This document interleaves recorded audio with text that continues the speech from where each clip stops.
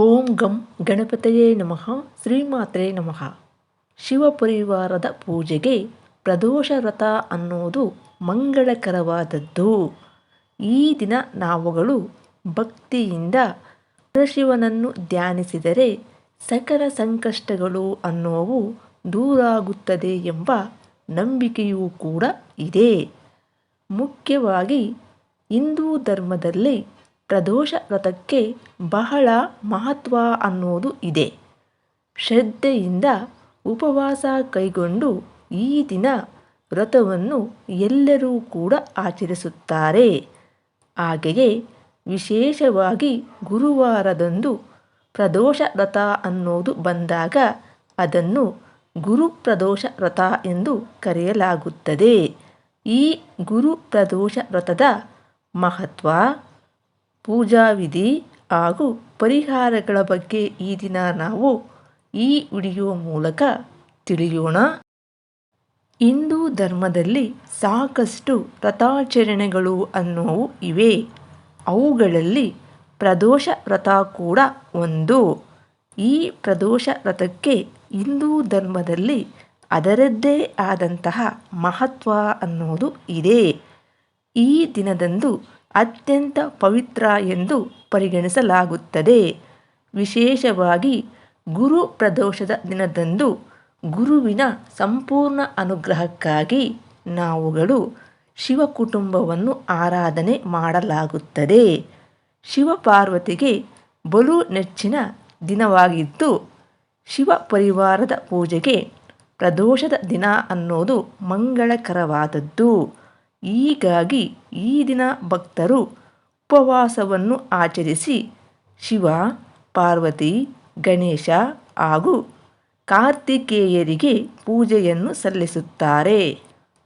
ಏಕಚಿತ್ತದಿಂದ ಶಿವಧ್ಯಾನವನ್ನು ಮಾಡಿದರೆ ನಮ್ಮಯ ಜೀವನದಲ್ಲಿ ಸಂತೋಷ, ಮಾನಸಿಕ ಶಾಂತಿ ಸಿಗುವುದರೊಂದಿಗೆ ಪಾಪಕರ್ಮಗಳಿಂದ ನಮಗೆ ವಿಮುಕ್ತಿ ಅನ್ನೋದು ಲಭಿಸುತ್ತದೆ ಎಂಬ ನಂಬಿಕೆಯೂ ಕೂಡ ಇದೆ. ಭಕ್ತರು ಶಿವಲಿಂಗಕ್ಕೆ ಅಭಿಷೇಕ ಮತ್ತು ರುದ್ರಾಭಿಷೇಕವನ್ನು ಮಾಡುತ್ತಾರೆ. ಈ ದಿನದಂದು ಖೀರ್ ಅಥವಾ ಪಾಯಸವನ್ನು ನೈವೇದ್ಯವಾಗಿ ಅರ್ಪಿಸುವುದು ಮಂಗಳಕರ ಎಂದು ನಂಬಲಾಗಿದೆ. ಈಗ ನಾವು ಗುರು ಪ್ರದೋಷ ವ್ರತದ ಮಹತ್ವವನ್ನು ಒಂದೊಂದಾಗಿ ತಿಳಿಯೋಣ. ಈ ಉಪವಾಸವು ಶುಕ್ಲ ಪಕ್ಷ ಮತ್ತು ಕೃಷ್ಣ ಪಕ್ಷದ ತ್ರಯೋದಶಿ ತಿಥಿಯಂದು ಬರುತ್ತದೆ.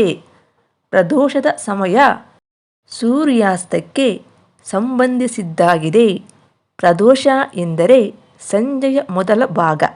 ಹಿಂದೂ ಧರ್ಮಗ್ರಂಥಗಳ ಪ್ರಕಾರ ರಾಕ್ಷಸರನ್ನು ಸಂಹರಿಸಲು ಎಲ್ಲ ದೇವತೆಗಳು ಕೂಡ ಪ್ರದೋಷದ ದಿನದಂದು ಶಿವನಿಂದ ಸಹಾಯವನ್ನು ಕೋರಿದರು ಅಂತ ಪುರಾಣಗಳಲ್ಲಿ ಹೇಳಲಾಗಿದೆ.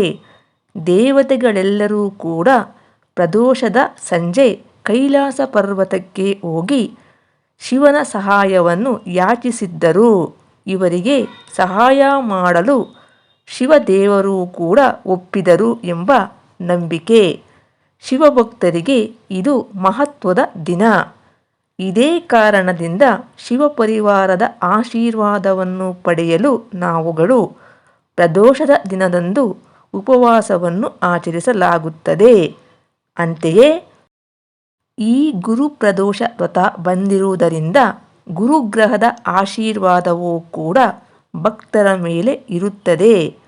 ಸ್ಕಂದ ಪುರಾಣದ ಪ್ರಕಾರ ಪ್ರದೋಷ ದಿನದಂದು 2 ರೀತಿಯ ಉಪವಾಸಗಳನ್ನು ಆಚರಿಸಲಾಗುತ್ತದೆ. ಒಂದು, ಹಗಲಿನಲ್ಲಿ ಮಾಡುವಂತಹ ಉಪವಾಸ.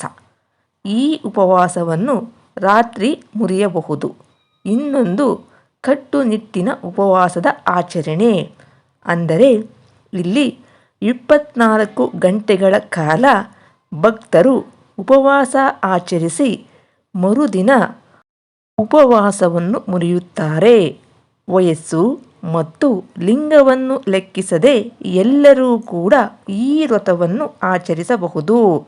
ಈ ಮಂಗಳಕರ ದಿನದಂದು ಕೆಲವರು ಶಿವನ ನಟರಾಜನ ರೂಪವನ್ನು ಪೂಜಿಸುತ್ತಾರೆ.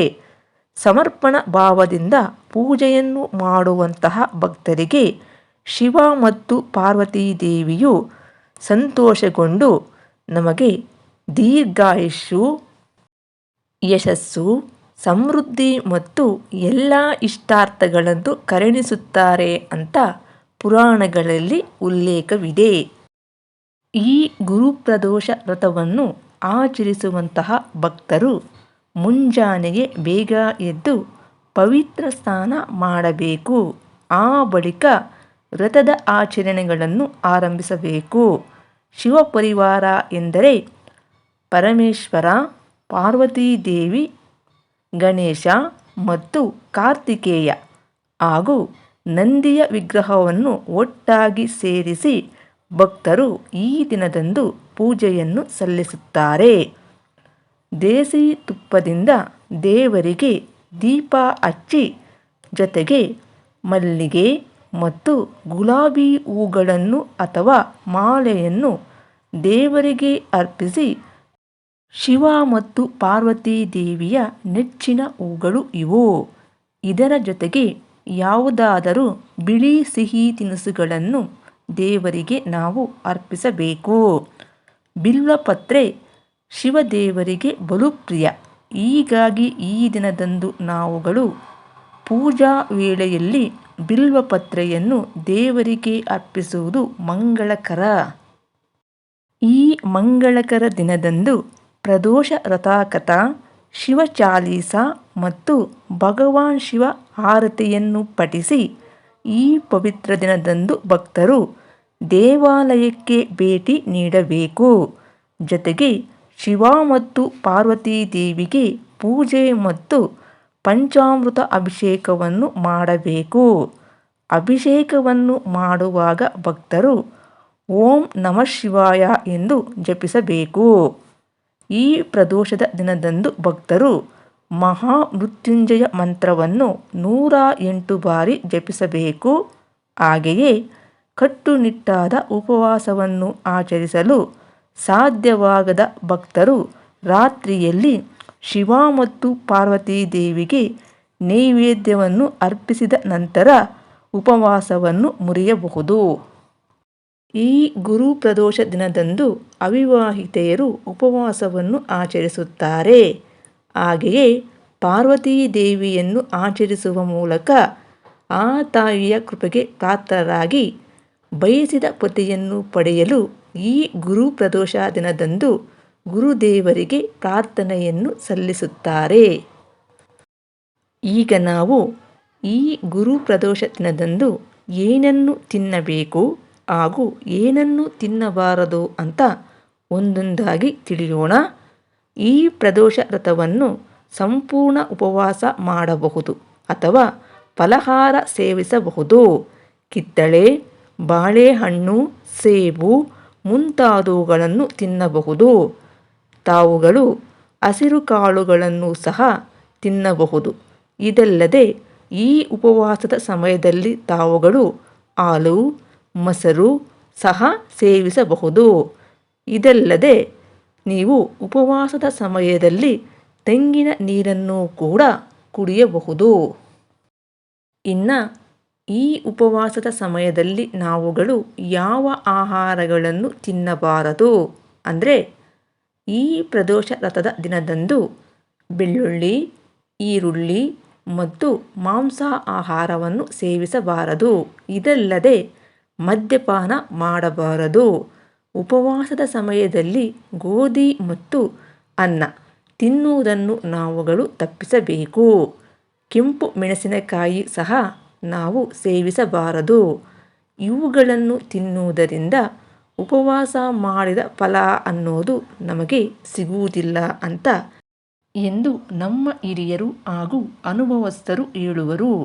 ಅಮೃತಕ್ಕಾಗಿ ದೇವದಾನವರು ಕ್ಷೀರಸಾಗರವನ್ನು ಕಡೆಯುವಾಗ ಹಾಲಾಹಲ ವಿಷವು ಉಕ್ಕಿ ಬಂದಿತು. ಆಗ ಧ್ಯಾನಾವಸ್ಥೆಯಲ್ಲಿದ್ದ ಮಹಾಶಿವನು ಲೋಕವನ್ನು ವಿಷದಿಂದ ಕಾಪಾಡಲು ಎಚ್ಚರಗೊಂಡನು. ಆ ಎಚ್ಚರಗೊಂಡ ಕಾಲವೇ ಪ್ರದೋಷ ಕಾಲ. ಸಂಜೆ 4:30ರಿಂದ 6:30ವರೆಗೂ ಈ ಕಾಲ ಅನ್ನೋದು ಇರುತ್ತದೆ. ಸಾಮಾನ್ಯವಾಗಿ ಧ್ಯಾನದಿಂದ ಶಿವ ಎಚ್ಚರಗೊಂಡು ಕೋಪಗೊಳ್ಳುವುದು ಸಹಜ.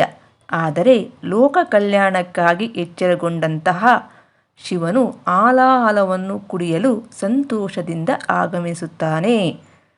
ಬರುವ ದಾರಿಯಲ್ಲಿ ನಂದಿಯ ಮೇಲೆ ಆನಂದ ತಾಂಡವ ಅಂದರೆ ಸಂತೋಷಕ್ಕಾಗಿ ನೃತ್ಯ ಮಾಡುವ ವಿಧಾನ.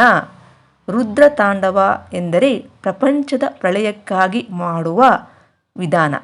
ಈ ರೀತಿ ನೃತ್ಯ ಮಾಡಿಕೊಂಡು ಸ್ವಯಂ ಸಂತೋಷದಿಂದ ಆಗಮಿಸಿದ ಶಿವನು ಆಲಾಹಲವನ್ನು ಕುಡಿದು ಮೂರ್ಛೆ ತಪ್ಪುತ್ತಾನೆ. ಅದು ಶ್ರಾವಣ ಮಾಸದ ಶನಿವಾರ ದಿನವಾಗಿರುತ್ತದೆ. ಆಗ ಬ್ರಹ್ಮದೇವನು ಗಂಗೆಯನ್ನು ಕರೆದು ಶಿವನ ದೇಹಕ್ಕೆ ನೀರಿನಿಂದ ಜಳಕ ಮಾಡಿಸುತ್ತಾನೆ. ಇದನ್ನೇ ರುದ್ರಾಭಿಷೇಕ ಎಂಬ ಹೆಸರಿನಿಂದ ಈಗ ಕರೆಯುತ್ತಾರೆ. ಅಂದಿನಿಂದ ಕೂಡ ಪ್ರತಿ 15 ದಿನಗಳಿಗೆ ಒಮ್ಮೆ ಬರುವಂತಹ ತ್ರಯೋದಶಿಯಂದು ಸಾಕ್ಷಾತ್ ದೇವತೆಗಳೇ ಪ್ರದೋಷ ಪೂಜೆಯನ್ನು ಮಾಡುತ್ತಾ ಬಂದರು. ಅಂದು ಉಪವಾಸವಿದ್ದು ಶಿವಪೂಜೆಯನ್ನು ಮಾಡಿದರೆ ಸರ್ವ ವಿಧದಲ್ಲೂ ಕೂಡ ಒಳ್ಳೆಯದು. ಅಂದಿನ ದಿನ ಪ್ರದೋಷ ಕಾಲದಲ್ಲಿ ಪೂಜೆ ಮಾಡಿದರೆ ಎಲ್ಲ ದೇವದೇವತೆಗಳ ಅನುಗ್ರಹವನ್ನು ನಾವು ಪಡೆಯಬಹುದಾಗಿದೆ. ಈ ದಿನದಂದು ನಾವುಗಳು ಶಿವನಿಗೆ ಅರಿಶಿಣದ ನೀರನ್ನು ಅಭಿಷೇಕ ಮಾಡುವ ಮೂಲಕ ನಾವು ಶಿವ ಅಷ್ಟೋತ್ತರ ಪೂಜೆಯನ್ನು ಮಾಡುವುದರಿಂದ ಸಕಲ ಸಂಕಷ್ಟಗಳು ದೂರಾಗಿ ಗುರುಗ್ರಹದ ಅನುಗ್ರಹ ಅನ್ನೋದು ಸಂಪೂರ್ಣವಾಗಿ ನಮಗೆ ಲಭಿಸುವುದು. ಸದ್ಯಕ್ಕೆ ಈ ವಿಡಿಯೋನ ಇಲ್ಲಿಗೆ ಮುಗಿಸಿ ಮತ್ತೊಂದು ವಿಶೇಷವಾದ ಮಾಹಿತಿಯೊಂದಿಗೆ ಇನ್ನೊಂದು ವಿಡಿಯೋದಲ್ಲಿ ಮತ್ತೆ ನೋಡೋಣ. ನಮಸ್ಕಾರ.